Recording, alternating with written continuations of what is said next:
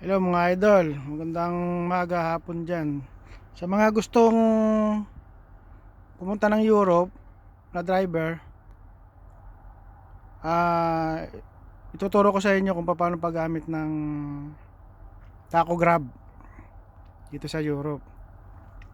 Ngayon, ang una nyo gagawin, sa unang sampan nyo sa truck, bago kayo bumiyahe, ilong press nyo to para lumabas to. Ngayon, pag lumabas to, isusuksok nyo dyan yung taco card nyo. Ngayon, pag naisuksok nyo na dyan, diinan nyo, lulubog yan. Pag lumubog yan, magda-download yan. Magda-download. Pag nag-download na siya, puro okay lang, wala kayo bang pipindutin dyan na kung ano-ano. Puro okay hanggang sa lumabas na yan ganyan. Pag lumabas na tong ganitong itsura, ibig sabihin, pwede ka na mag-drive. Ngayon, pag tumatakbo ka na, makikita mo ngayon doon sa monitor mo dyan sa baba. Buksan ko lang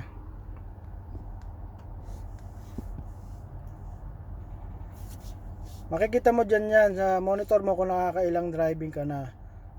Kung ang hawakan mong truck ay katulad nitong dala-dala ko na Renault,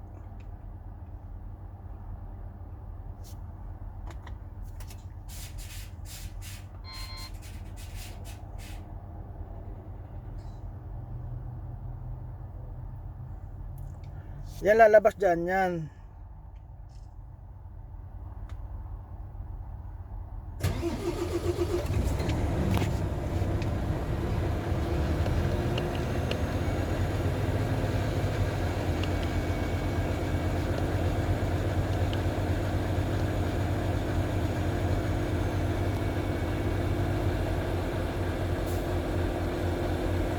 Yan. Ito yung ibig sabihin niya, ito yung nadadrive mo. Ito yung nadadrive mo. Ngayon ito yung ano mo, yung rest. Yan, yung rest ibig sabihin niya, ito yung may nakahiga, parang may natutulog. Ito yung driving. Ibig sabihin nagda-drive ka niyan. Pag tumatakbo ka, gumagana yan. Pagka katulad niyan, naka 3 hours and 41 minutes, kailangan ko nang mag-rest. Mag-rest ka ng 45 minutes para mag-zero ulit ito. Ngayon, pag naka 45 minutes ka na, pwede ka na tumakbo, mag-zero ulit yan. Ngayon, pag nag-zero yan, ulit yan sa 1, ulit sa 1 yan, papunta yung dilaw na yan, pupunta ulit doon yan, hanggang sa mabot ka na dyan. Pag mo isagad dyan, pag sumagad ka dyan, mag-overdrive ka. Kailangan dyan sa parte na yan, sa 341 o 330 hours driving, kailangan manap ka na ng parkingan.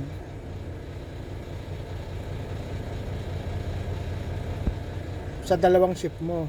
Ito unang shift ko pa lang to, pero Sabado ngayon, kung mo weekly break, hindi na ako pwede tumakbo dahil ang diskarga ko Lunes pa. Ngayon dalawang shift yan. Dalawang shift. Tig po 4 hours and 30 minutes ang dalawang shift. Ngayon wag mong ubusin yung 30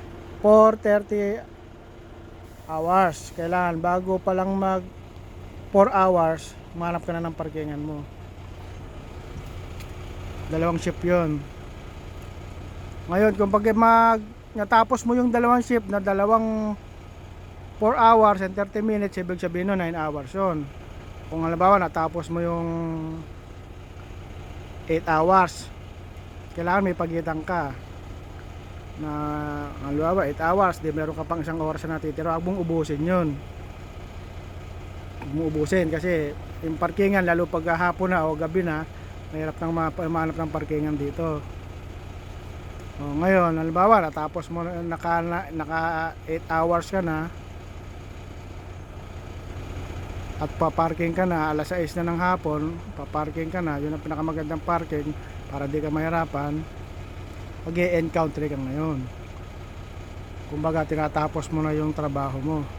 Pipindutin mo ngayon to. Pipindutin mo yan isa, dalawa,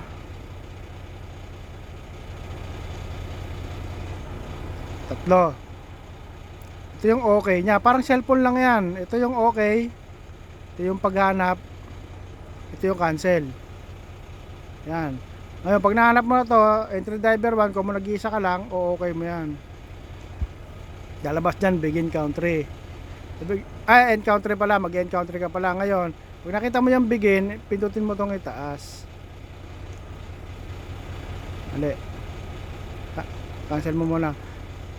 Nakita mo yung entry driver 1. Pindutin mo tong baba.